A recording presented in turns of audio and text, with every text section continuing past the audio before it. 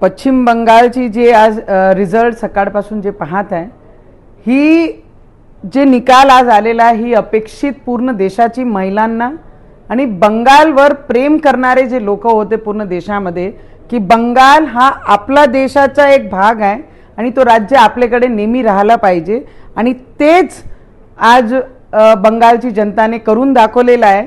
हां, लोक म्हणतात भारतीय जनता पार्टीची खूप मोठी जीत आहे कि एवढे वर्षानंतर ममता बनर्जी का खेला खत्म हो गए और ये खेला खत्म कर दिया बंगाल के लोगों ने।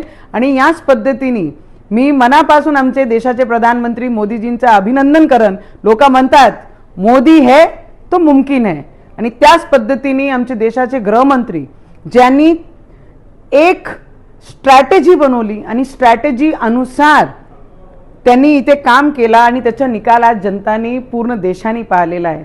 ममता बॅनर्जीचा अहंकार तुटला।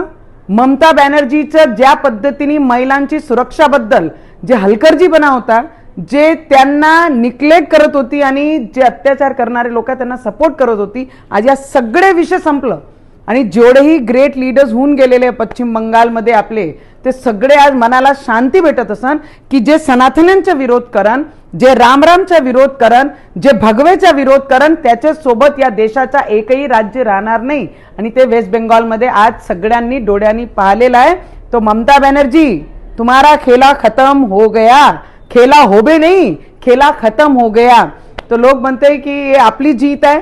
यस, ये जीत हमारी नहीं उन उम्मीदों की है जो वेस्ट बंगाल की जनता ने अपनी आंखों में सजाई थी।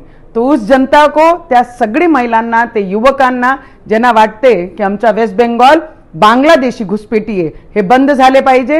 वेस्ट बेंगॉलची महिलांना सुरक्षा भेटली पाहिजे। वेस्ट बेंगॉलचे मजदूरांना मजदूरी भेटली पाहिजे, कामं भेटले पाहिजे, ग्रोथ झाली पाहिजे। या सगळे वेस्ट बेंगॉलची जनताला मनापासून मी अभिनंदन करीन। मोदी जी हैं तो मुमकिन है।